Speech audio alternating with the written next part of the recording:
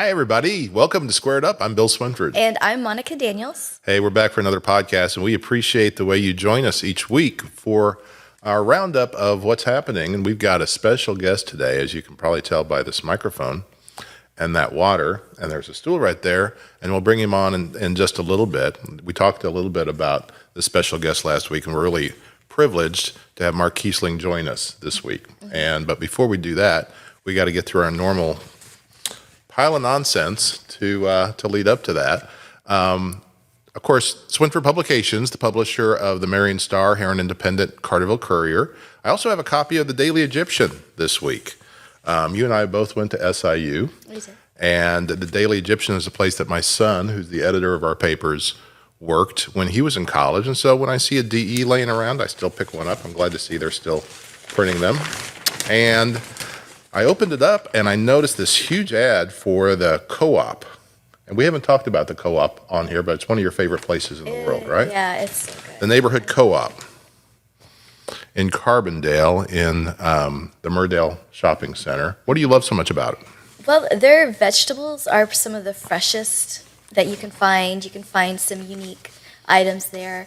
There's a mushroom farm in Makanda that has probably 20 different varieties. Oh, yeah, they got some crazy mushrooms there. Yeah, they have the lion's mane mushrooms, which are really, really tasty. They taste kind of like a real mild scallops and sautéed in butter. They're so flavorful. My kids beg for them. So they just have a lot of unique things if you're looking for something local and you want to support our local agriculture. And they have there's bison farms in southern Illinois, right. And they have the bison meat from that area. Right. And some of it's like mixed in with hamburger, so it's not going to be, if you find like bison is too strong, it's very healthy for you. Yeah, and that's one of the reasons I wanted to mention is because it is so local. It's all supporting local. Much of it is local, and you're supporting our local farmers. And we've talked about we'd love to see such a store open over here in Williamson County, right? I would love to see that. How great would that be? They should open up a couple others over here. Yeah, I mean, you don't have to drive so far. Feels like the Marion Square, our square. By the way, we've got to update our photo. We talked about this last time, but if you haven't seen the latest images coming out of the square, you should. Our Ross Swinford did some drone work, as did our Aaron Price. That's just fantastic. It's beautiful. So you can check that out on our Swinford Media social media pages, Marion Star, WFCN, some others, and you'll see those images. So we need to update this. Not that this isn't beautiful, but boy. And last night, I took a walk down one of the alleys, the alley right next to our building, and now there are lights overhead, and it's like a canopy of lights that you walk under, just going down the alleys. And I knew that was coming because it's been one of the intentions of Mike Absher and those planning the aesthetic of the square, that they wanted to make the trip up from the parking lots more pleasant and safer for those visiting the square. And it really works. It's terrific. It sounds it, yeah. Yeah, so go check that out. Lots of things to check out. Like I said, a food co-op on the square would be great. How about one in Heron? One in Heron would be great. Yeah, we got some space up there. We could put something fun like that in there. We told you last week that Monica has just taken a new position. I'm the executive director of the Heron Chamber of Commerce. So I'm going to be starting that position on the 28th. Right. 28th. This is actually we're gonna drop this podcast the 28th or the 29th. So, and we're recording it on the what day is it? 22nd. 22nd. And today is a big day for you as well, isn't it? Yeah, so we're having our chamber luncheon, and I'm going to be introduced to everyone today. Get to meet a lot of people I probably haven't met yet. So. And but some of those people you did get to meet the other night. When we went to our Halloween party. Right. Did we guess what we were? We haven't ever told folks what we were going as. No. Nobody's heard about that yet. Nobody's heard about it. Although I saw a photo. We've teased it. So go ahead and talk about that while I'm looking through here. So they have this great karaoke setup in the basement, and we. Yeah, this is a couple in Carterville. Yeah. Don and Sandy Hudson were nice enough to invite us to their costume party. Gosh, they have a beautiful home, a beautiful place in their basement. We were singing karaoke. We were singing Islands in the Stream. Does that give you a hint at all Yeah, just a little bit. of what we were? Yeah. So we were Kenny Rogers and Dolly Parton. Right. Although I think I looked more like Barbie than I did Dolly Parton. Well, some people guessed you as Barbie. They did, yeah. Actually, after looking at the photos that were taken, I kind of see you more as almost like a Tammy Wynette, right? Oh, okay. And I could have been George Jones. So that's another idea. Maybe next year. Next year. You still have the Kenny Rogers look because he has the hair and the beard. And Yeah, right. He wakes up in his costume. Wow. Right? Yeah, it wasn't hard. One day, I actually met Kenny Rogers one time. No kidding. I really did. I don't know how deep I should go into this story, But but go ahead. Why not? the story is this, that I was in the airport at 5 a.m. in Atlanta, and going through there, I just happened to be in the restroom, and a man came up next to me, and I was doing my best not to look at him. And as we I do thought, in the men's room. Yes, and I thought, I can't believe I'm telling this story, but it's true. This is how I met him. And he was standing there next to me, and I thought, okay, so I go to wash my hands and then do that. And there's these two huge goons with these Warner Brother jackets standing behind him. Oh. And I think these Warner Brothers, but they were big bodyguards. I mean, these were huge guys. I said, that's Kenny Rogers. So he came over to the sink, and I said, hi, Kenny, good to meet you, and like your music and that kind of thing. And I just kind of went out of there. I kind of felt really weird talking to him in the men's restroom. Yeah. But as soon as I walked out the door, there were just tons of women sitting outside the door. You could barely get out of the restroom. And I thought they heard you were in there. But that wasn't it. I heard Kenny Rogers was Kenny Rogers was in there. So I went over and told my wife, so guess who I just met? Right. I said, who? Kenny Rogers. So what year do you think this was? This had to be 86, 87. Oh, wow. It was a long time ago. Yeah, so Kenny was in He his prime. Yeah. Huge. Yeah. But that's my story of meeting Kenny Only Rogers. saw him in concert one time at the Queen State Fair. It was the later years, and he was struggling a little bit just to stand, but his voice was still terrific. Oh. And I love Kenny Rogers' music. Yeah, he has some fun songs. I'm afraid I can't do it justice when we sing karaoke. Him and Dolly, yeah. Yeah, but We had fun. We were hitting those notes, though. we were hitting some and missing some, but we And probably hit more than. Yeah, we were a lot of accidental harmonizing going on between us. We're really good at that. Hey, one other thing I want to mention before I forget. Hope Fest 2024. This is something we'll follow up on. Hope Fest 2024 happening. I don't have my glasses on. Okay. This is the Heron House of Hope putting on another event. You know, they have their annual fundraising fun day that we just talked about, and now they are doing. See, this is bad. Okay, this is bad newspaper work right here. I'm going to do a mea culpa on our paper. We have the whole start of the article on page 1, but nowhere in there does it say when this thing is. Okay, so that's why you always put the most important stuff toward the top of the article. Do they teach you this in writing? Who, what, when, where, and how. Yeah, You and- got to cover all of those. But you got to get it up toward the top because you can cut this article anywhere. October 26th. Oh yeah, okay. So Saturday. So by the time you see this, it's over. But this is happening at a Community of Faith, and we'll tell you about. I'm planning on stopping by. Our guest, Mark Kiesling, Yeah. used to help host something that I was involved in 30 years ago called Explo Fest. You remember this, Mark? Yeah, and it was also a Community of Faith at one of the times, also at John A. Logan College, and I was on the Youth Explosion Board, and Troy was part of that. And Troy keeps telling everybody it's the first time we've done this in 30 years, and so we'll hope that turned out well and raised some money because they're doing an expansion. What it's all about is they're doing an expansion at the Heron House of Hope. Right now, they have a dining room that they serve lots of people every day. That need a free meal, and they have a pantry. Now they're expanding over into another building, the former CC Club, where they're going to be serving other needs, medical needs and social needs and other things like that. So we're very happy to support that any and all the time. Okay, feels like that's all the urgent stuff we need to talk about because we want to lot of time for our guest. So I'll go ahead and introduce him. So a lot of you folks have seen Mark through the years, Mark Kiesling through the years on WSIL TV3. He's become a member of our families in some ways. I go back remembering Mark from the 80s when he was the sports anchor at WSIL, and since then he's served a lot of different roles and capacities there.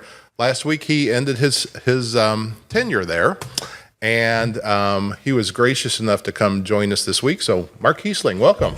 Thank you. Thank you. Thanks for being here. It's nice to be here. Yeah, we when I worked with you, and that's going on 20 years ago. When we worked together, I was always the guy at the desk in the newsroom, and you were one of the anchors, and you were also one of the ones that was very helpful in helping me to get on there and to learn the television business. And it took about a year for me to figure out I didn't want to be in the television business. It's a little too pressurized It is. for a guy like me, and so I got back into what is now, I'm in the weekly newspaper business, but here I am in front of a camera all of a sudden, sitting next to you. Tom Mann, also there at that time and for many years after, with you now, and it's just a pleasure for us to get to talk. And you've gotten to meet Monica as well, and we just wanted to talk to you a little bit about your experiences and where we go from here. Okay? Yeah, I don't know where we go from here. So if you have any ideas, let me know. All right, that's our first question. Put in the comments. Where should Mark go from here? We were talking earlier. Mark and his wife Judy now live in Murfreesboro, Yes. and they've settled in there. We're going to talk a little bit about Murfreesboro before we get out of here today, because there's some cool things going on over there. But this capping of your career at Channel 3 happened kind of abruptly, and yet you were very gracious as you exited, and in that exit, you through social media and other ways, I'm sure, have heard from a lot of folks that have been very, very kind and supportive of and grateful for your work, and we're among them. And so let us start by saying thanks for all those decades that you gave us as just that steady presence at WSIL. How's it feel to have felt all those warm responses from folks? Well, the responses have been really overwhelming. It's been fantastic. You know, people, all the kind comments. I think a few people kind of went overboard with their defense of me. They were more upset about me leaving, I think, than I was. So let me just tell you kind of how this all went down. Allen Media made cuts in May. Our station was able to avoid those cuts at that time. But we heard through the grapevine more cuts were coming. So I talked with our acting news director, and I said, well, if there has to be cuts, I'm retirement age. I can go on Social Security. If it means getting rid of me in order to save some other jobs in the newsroom, go ahead and let me go. And so I guess when the cuts came down, Allen Media had its list of people that they wanted to cut. I don't know if I was on their list or if it adjusted then, and because of what I had said, they put me on that list. Whatever happened, I was informed on a Monday evening that I would be let go. That Tuesday, there would be 9 of us let go. They had the courtesy to tell me the night before and let me know that I would be staying a little longer. Everybody else would be gone that next day. So they were trying to keep me on through the election. The local managers, the news director and the general manager both tried to keep me on through the election. So that was kind of the plan we were going on. And then corporate said, no, these cuts have to take place Friday, October 11th. So I found out on Monday, the following Monday, that Friday was my last day. So it wasn't, our local management didn't want it that way. I didn't want it that way. We wanted to be able to let me go on air and say goodbye. Right. They were planning to do that. They were planning on putting on some videos of, my career and, through the years. And we weren't able to do that. So then they invited me back on that Tuesday to just record a little goodbye. Right. So that was nice of them to have me back, and so now I'm a free agent. I'm out there, and I'm not looking for work right now. I'm just going to lay low for a while, but I don't know if I'm ready to retire completely yet. I'm going to consider my options through the first of the year, and then after the first of the year, maybe try something different. Of course, like so many, saw all of that spread like wildfire across social media, and that reaction obviously is a reaction in a lot of ways. I mean, we got into a conversation last week about the corporate media world, and I've worked in corporately owned media, and of course own now a locally owned media company, and it's frustrating to say the least when decisions are being made elsewhere and sometimes far away from the folks that understand, the dynamic of the local media, all the way from the importance of the folks on the air, the folks that are writing the stories, the folks that are sharing that out, as well as just the dynamic of that area and what's important to those people and what those communities are. So that's a lot to get through. You, for most of your years there, worked for a locally owned, family-owned media company too. Right, the Wheelers owned it. I started behind the scenes in 1981, and I had just moved on air doing weekend sports and reporting or working as a field photographer 3 days a week.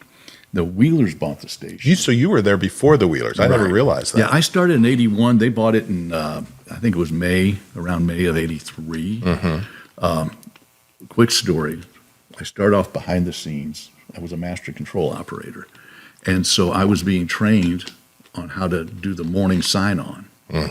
So I had this guy, Gordon Mitchell, who was training me during this time.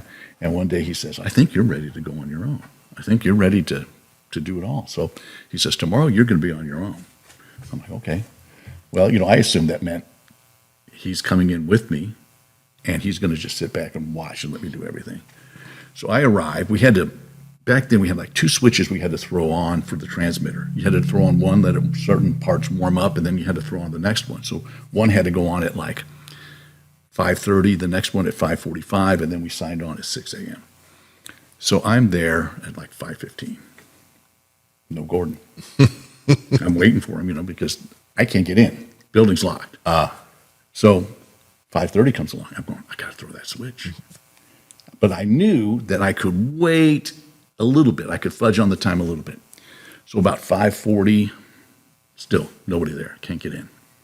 I'm like, what are we going to do? So there was a garage door with glass windows. I thought, okay, I could bust out a window, reach in, unlock the garage door, basically break into the station. So I look over, and there's a piece of metal pole, like a chain link fence, that top rail. There was a piece of that, like 8 feet long. So I have this like a javelin or something, and I'm getting ready to break into the garage door at the back of the station. This is when we were over in Harrisburg. Right.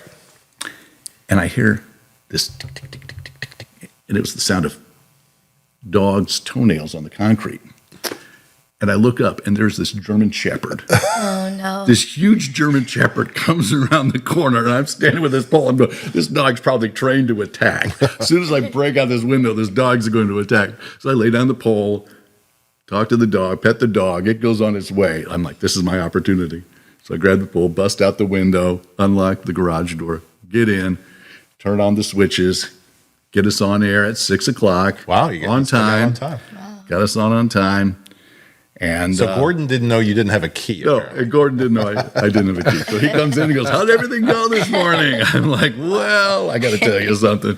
So, yeah. What a start. That was a great start. Yeah, and then I moved on air in '83 doing weekend sports. I think my first sportscast was on a Super Bowl Sunday. So I've heard stories about this set that you had back then. I've heard I remember Briggs Gordon delivering the news in the days back when Uncle Briggs was on every every day after school, and that I made my debut on Uncle Briggs' show, by the way. Did I you? was the postman. I had to walk in with a letter for him. It's perfect. He goes, all you have to do is walk in and hand me the mail. I'm like, okay, I guess I can do that. I walk in and hand him the mail, and he goes, so, Mr. Postman, and he starts this conversation with me. I'm like, you dog. All I was supposed to do was walk in and walk off.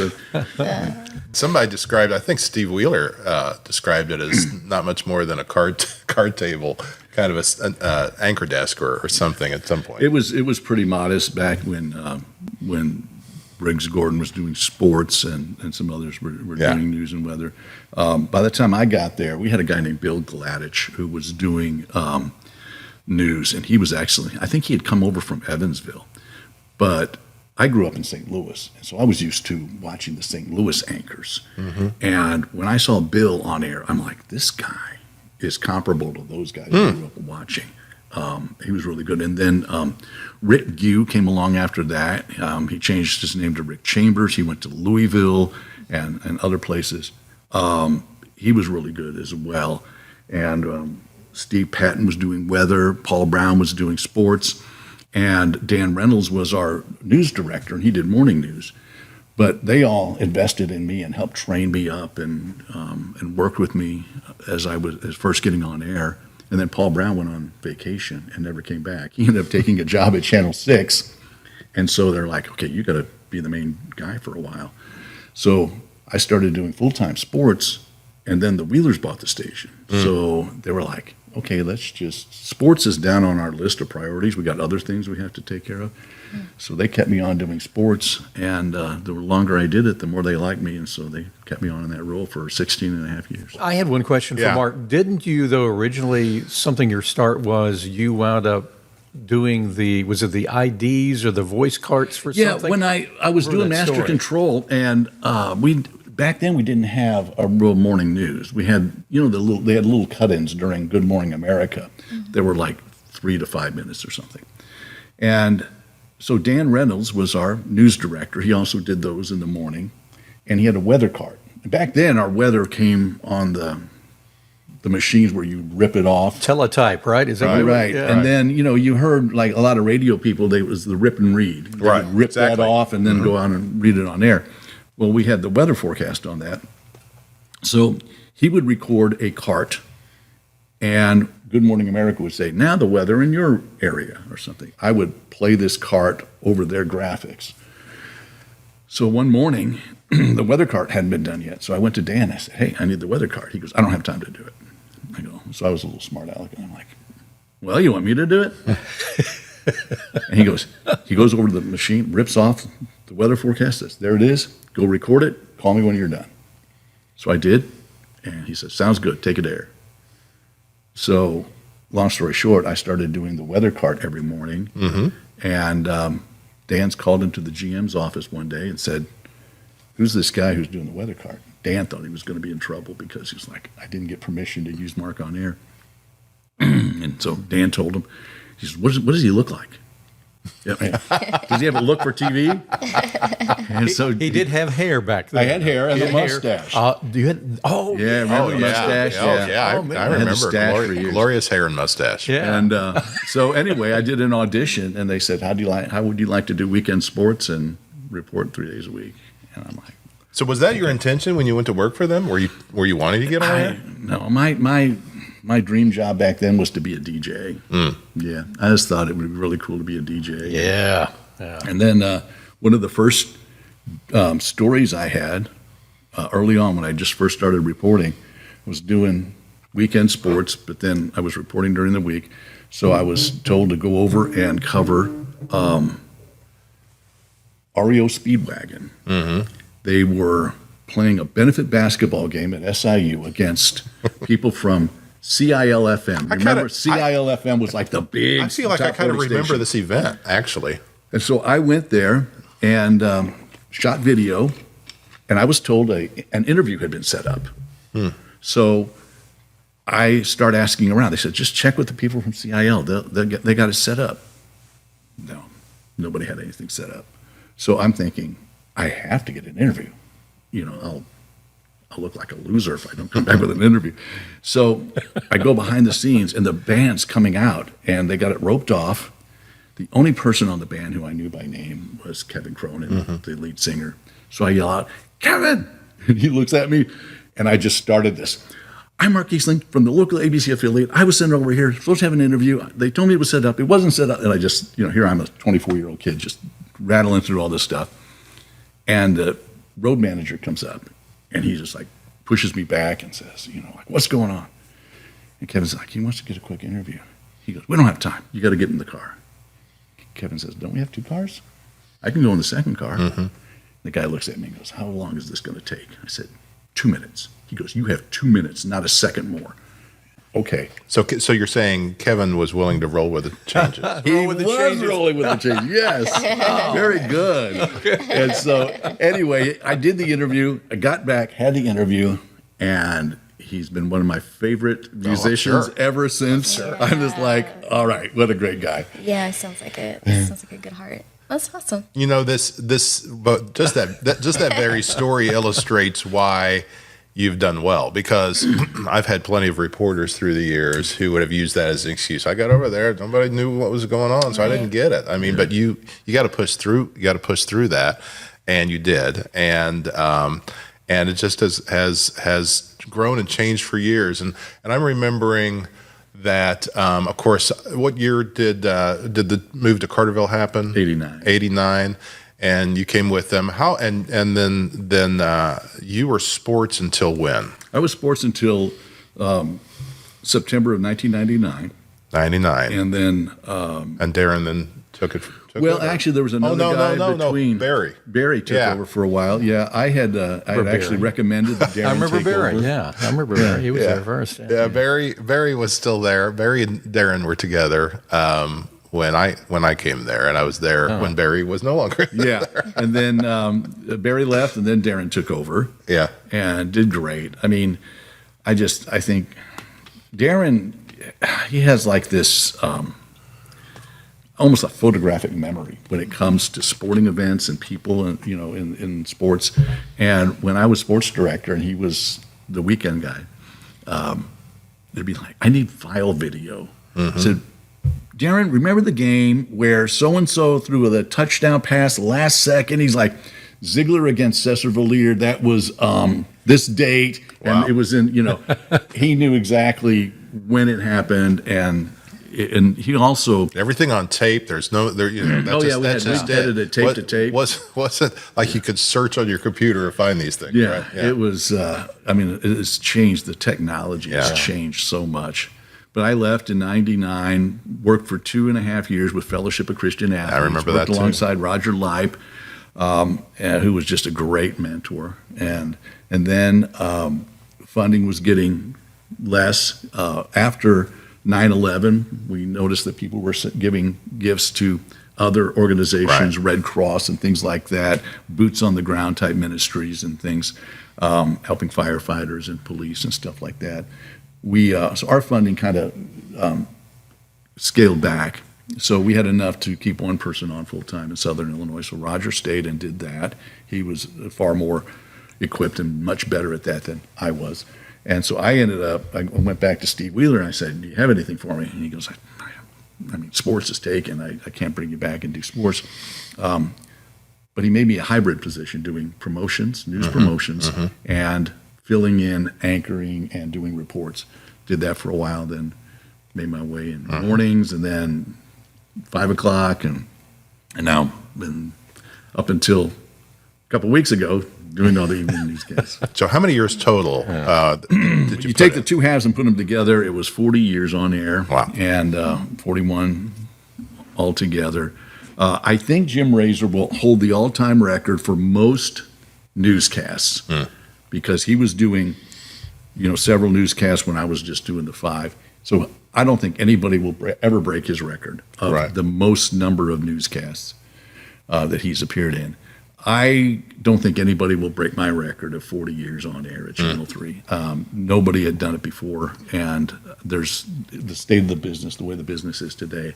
I cannot see anybody being on air for 40 years from here on out. And just the nature of being an affiliate. And, it's a decent market size, right? It's in the 90s. It's in the 90s, and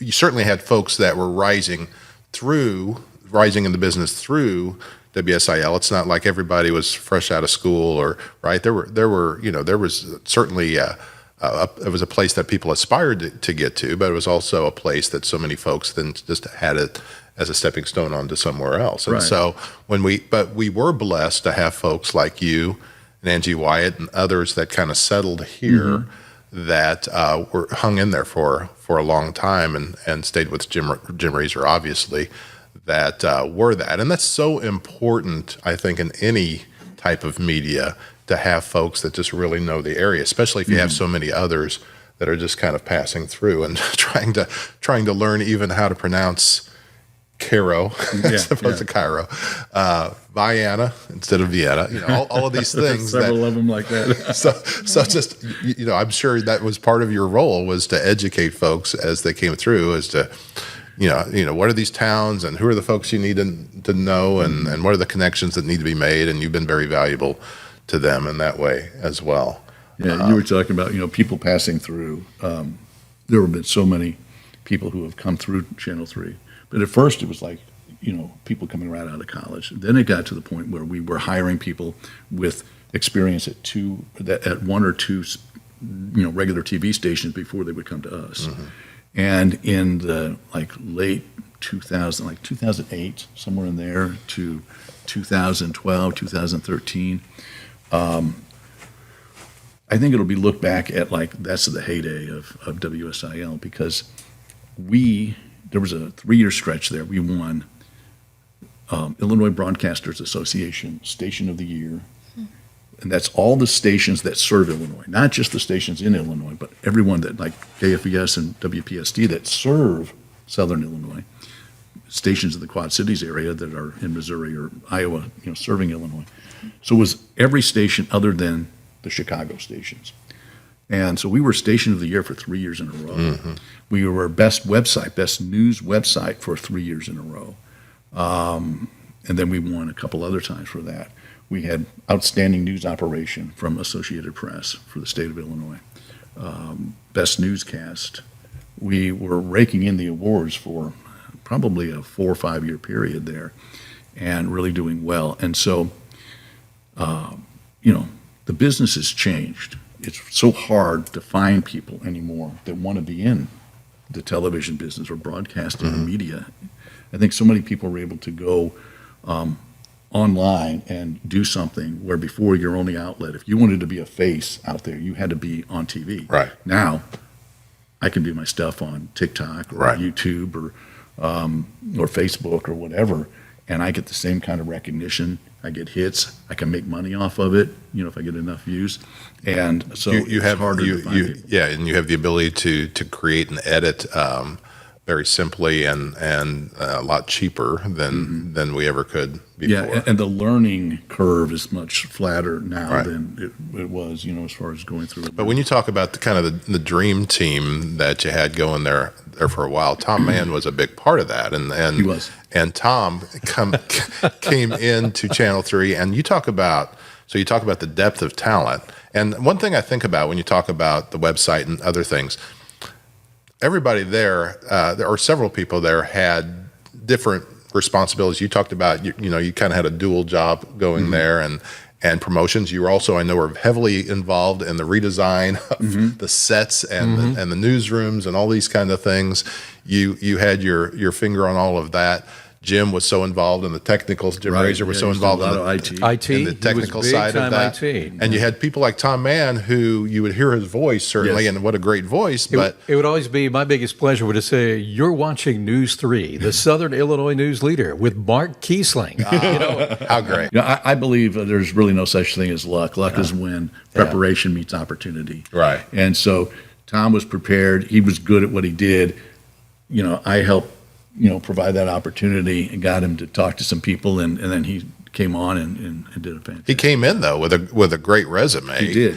And I remember working with him, and you were doing some news when I was assigning, and you were going out on occasion with folks when we were really We were needing somebody. We were Someone would shorthanded. say, "Hey, so can I'd you go out say, and shoot hey, that thing?" I'm hey, like, can that guy Tom that comes around, stops at my desk, he can probably shoot something, can he? He could probably edit something, couldn't he? Well, of course. Just the amount of talent that we had around in those days was tremendous, and you're right. It's not the same world. It's not the same business anymore. By the way, I wouldn't say who it was, but I had a young individual who works in television walk up to me just a couple of weeks ago and said, I would have given anything to work back in the days. And they were talking about those days. I was like, oh my gosh, really? Those days. Those days when you old folks were there. Didn't say it that way, but that's what I was thinking. It's like, but it was a very Doesn't feel unique that time. long ago. No, but, it wasn't. Yeah. But it has changed so much. I mean, the industry's changed a lot, an awful lot. And as Mark was talking about, it's not, everybody sometimes will get mad at people locally, but it's my experience, and this is not only the market I've been in because I've been in Memphis, but there's a lot of the corporate changes that have taken place in the corporate side of things have made the big difference. So it's not necessarily individuals locally, always great people to work with. It's sometimes it's been on the top end, the big corporate end is where the changes are being made from everything, how the news is presented, you name it. Where they're doing local stuff, they're doing national stuff, how you do it, and if I have a critique, that's where my critique would be. It would be on that corporate letter. There's something missing. I think we're not touching the local hot buttons anymore, and that's what it's coming from. It's not locally. It's just like Mark was saying. I mean, that the local guys are trying to really do something good, and they have to help make decisions, because I've been on that end too, where we got to cut this, and it's very difficult to do. Right. And I tell you, and when the Wheelers were there, they took such an interest. Even when Bonnie left as news anchor, she was news anchor and news director for a while, and then when her sons came along, she decided to be a full-time mom, but she still had a hand on everything happening at the TV station. She still had an office there. She would come in, and then she worked as a consultant with a lot of the people, and really helped, which she could have easily just backed out and not done that. But she took an interest in the station the whole time that they owned it, and in the employees. And Steve he would make these rounds during the day and check on people, and he would talk to people. And I know there was one time we were looking at possibly having to make some cuts to our staff back then. We ended up not having to do that. But our news director had a list of people. I can cut these people. And there was one young man who had two small children. I believe they had twins. They were in the hospital in St. Louis, and he was going through a hard time. They were struggling, and the kids were struggling and stuff. And so he was on the cut list. This list of, hey, we can cut these people. This is one of them we can cut. And Steve said, no, we can't do that. He needs the job right now. He needs the insurance. We got to think about his kids. And so that was the kind of heart Steve had. Right. He had a real heart for the employees and wanting to see them do well. And he would come through and he might ask you, so how are things going? And my mom's in the hospital or something. It'd be like the next day or two, he'd stop back by your desk and go, so how's your mom? Yeah. He would listen and hear. Right. He didn't just come around in glad hand or something. And that kind of heart, at the core of any business comes through. It's one of those, one of those elements that you just sense in a business that you maybe don't know exactly why, and maybe you don't even know the owners or understand, the management style, but it definitely comes through, and it comes through the lens, and it comes through to folks. And when it's not there anymore, it kind of gets noticed too, right? I always notice that, some of the other stations were having to make cuts, and we didn't have to at Channel 3. And that was because kept figuring out ways to not. And that was because of Steve Wheeler. Yeah. He was a very wise businessman, and he controlled how things went out. But in all of that, he put people first, because every once in a while he would ask, how is so-and-so doing? When I was in management there for a while, he would ask questions. How is so-and-so? Be sure, you take care of this person. And there are little things like that he would say. And I knew he would always say that he was concerned about the people first before everything else. But he was very wise in how he spent the money. Well, And also so, the you know, community outreach that he Oh, did. my He did goodness, so yeah. much for the community with events and things that a lot of times when you have those community events as a TV station or radio station, you're like, okay, what are we getting out of this? What are we going to make back, financially in order to promote this? How does it help us? Steve was more like, let's do it. It's a good thing. It helps the community. We need to be There's a involved lot in of things this, we would you know? not make a lot of money off of, but he wanted to be involved with the community and help and support things that were important to the community. Well, in the end, you're helping yourself when you do that. No, you're not going to Right. make much off of it. We sponsor a bunch of things. We make nothing off of it, but just to be identified with those events is also good. And help get the word out. because Sure. It's good for the community. Okay, so I do have a question for you. Why are you wearing your Rebel T-shirt today? It's not because I'm a fan of the University of Mississippi. Okay. It's they are the rebels, but has nothing to do with them. I was leading a Bible study at my church on prayer. My wife and I were leading a small group study on that, and so anyway, we were talking about defiant adoration, and that is when, despite your circumstances, you still give adoration to God. You still praise Him and thank Him despite your circumstances. So it's kind of like rebelling against the circumstances of the world through praising God. And so like part of that is in like Psalm 9. David had just lost his son. And Psalm 9 starts off, it says, to be sung to the tune of death of the son. So you think a psalm that would be about the death of a son would be something about, oh, woe is me kind of deal. But David says, I will praise you, Lord, with all my heart. I will tell of all the marvelous things that you have done. And he goes on just continuing to praise God. And so we were talking about that one week. And so I thought, okay, so I bought this Rebel shirt to get the point across to other people in the group that sometimes we have to rebel against the circumstances around us. My first wife, Debbie, who passed away in 2018, she was in a wheelchair the last 33 years of her life. But she said something that I learned from her was, you can't always control your circumstances, but you can control your attitude going through those circumstances. And she always had a smile on her face, and great. She attitude. lived that. She lived lived that out. That was kind of her credo. But her words came back to me when I was laid off at Channel 3, that, okay, I can't control my circumstances, but I can control my attitude. And then I'm thinking, we just were talking the week before about defiant adoration. So this really helped me get through that time. And it was something I wish I knew after Debbie passed away, because at that point I was angry at God. And I was just like, why didn't you heal her? And so it's something that has been just resonating with me over the last few weeks.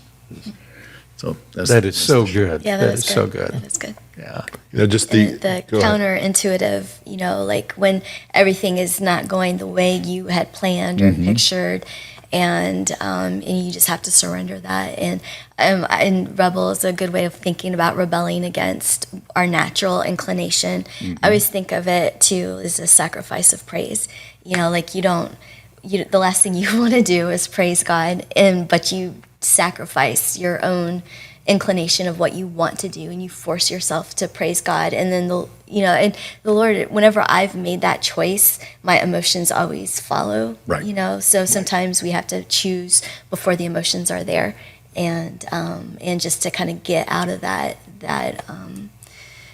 dip and that difficult thing. Death is unfortunately part of this evil world, and I wish we could all just skate through it without ever being touched by the evil in this world, but it's just not going to happen, but we can reach out to God and connect to something bigger And than what's happening here. isn't it amazing the way that God made us, and that our minds can take us to a good place or take us to a bad place. And our minds, it's all about mindset, like you said, just putting your mind on the higher things, the better things, the praiseworthy things, and even in those times when those are harder to find because you're so under your emotions of what I'm going through in this moment, being intentional will itself remind you and will itself change and subvert where you're going with this. And that is counterintuitive, like you said. It's countercultural in our world today. Obviously, through social media,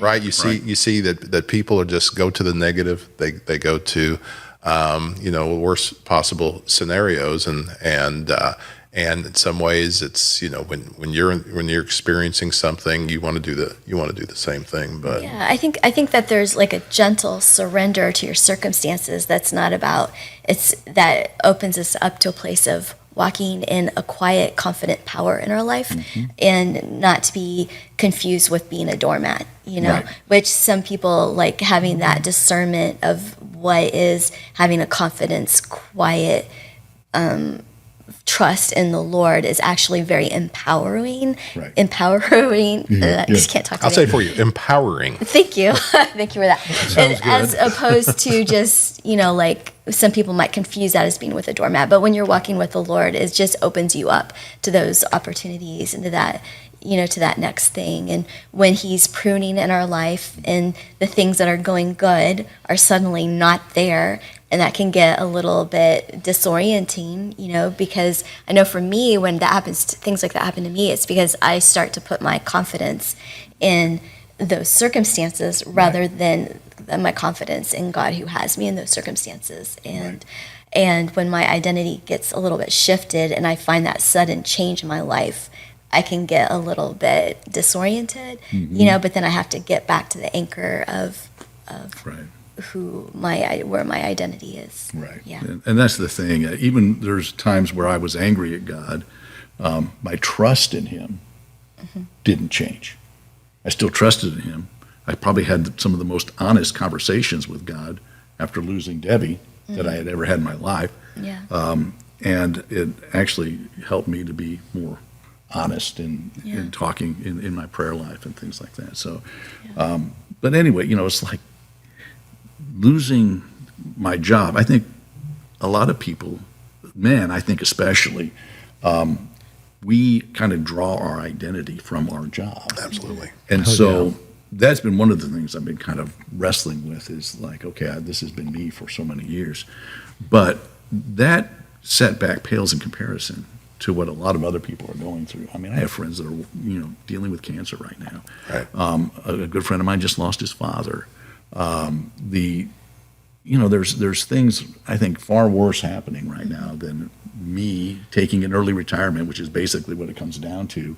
And I was considering retiring either at the end of this year or at the end of next year. I had one more year left on my contract, so I could have stayed another year. But it was, it pales in comparison to some of the stuff that other people are going through. Right. People have been very gracious and honoring of me for, they say, taking the high road, but I've just tried to be honest. This is. And you also leave behind friends that That is hard, that you know are working because they're kind of like my work kids, because everybody's so much younger. and you want them to succeed. So the last thing you want to do is just to see everything go down from here. So and true. I get that. Yeah. And they all miss you too. That's the other thing. I ran into somebody this weekend who said exactly, it's like, oh man, we're going to miss Mark. I'm like, I know. It's just huge. But I think you left a legacy for all of them and many of us. Just got to say that. That's the other thing. If you looked at all the comments on Facebook, it was like everyone that worked with you, it's like Mark was always filled with integrity. Mark, and I can tell you this because there's stressful times in the newsroom where you just want to, and those kinds of things. But Mark, you always took the high road. You always did that, and always Christ-like, and I really appreciate that. And helping us get through things, I think. Yeah, and you go in, and so you go into this semi-retirement. Let's call it a semi-retirement because there's no way that you don't have other things to do. But I know that I've met your wife Judy, who you've been married to now about 3 years. Yeah, we got married in 2021. Yeah, and so and she's delightful, and I'm very happy for you, and you all have made a new home in Murfreesboro. We which have mentioned earlier. We've been remodeling for like over 2 years. Yeah, yeah, Never ending. And you mentioned that you are now a part of a church, that church in Carbondale. And go ahead and mention again what church that is. Central Carbondale. It's offshoot of Central Christian in Mount Vernon. Yeah, so folks, look, if you're missing Mark that much, find him and a Sunday school class at Central in Carbondale. What about any chance of you reliving, like, maybe some of those past dreams, like pull out the DJ and get going on that I could do again? music shows. I could go and do that. I There think we that go. would be great. Yeah, I can't do karaoke though, so I'm not even going to attempt Well, we that. can't either, but that doesn't stop. Yeah, that didn't stop us, right? So, and because I'm kind of also interested in like retirement, in the next phase of life. People are still, have so much of their life to live. You've gone this far and you've done so much. You made such an impact. So now, like going forward, could be the DJ or the next phase. You never and know. people have been saying, you need to do a podcast. And I'm like, I don't know. There's so many podcasts out there. That was the attitude. That was the attitude I had as well. It's like, why does the world need another podcast? But what you find out, there's so many niches. There are so many people who just really use these things. Like we have folks, we have, two audiences. We have an audience that watches us on YouTube, but we also have this audience that listens to us in their cars. And that's, we're learning that's a bigger audience than, it's kind of hard to track those numbers, harder than on YouTube, but we're realizing there's a broad group, and we're growing and new people finding us all the time. And I think in your case, people take a lot of comfort in hearing a familiar voice, and sharing some experience, some wisdom, just some, even just some, here's what's going on, here's what I did. And having intelligent conversations with other people. And so I'd encourage you to think about that, and I'd encourage you to think about the Swinford Media Group. I was going to mention I've heard good things about that group. I was going to mention that today anyway. We have a growing podcast group, and there's and Tom Mann's a great person to work with on that as well, as we have found. Thank you.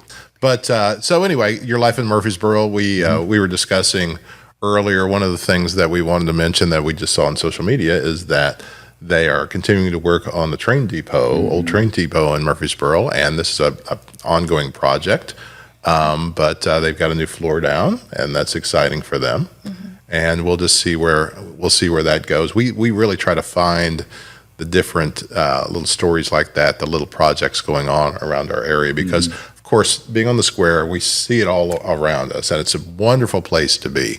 But there are so many other places in Southern Illinois that are rising as well, and that's wonderful to see. And I think all of us, this is kind of one region that can rise together, because you talked about folks losing their jobs, and I think about all of the coal miners back in the day that were laid off, and the number of men that I knew that just lost their identity and lost their hope and felt like they were useless to their families anymore. And sadly, no one that took his life. And it's just very, very sad to think of folks that get in, that get taken down by that.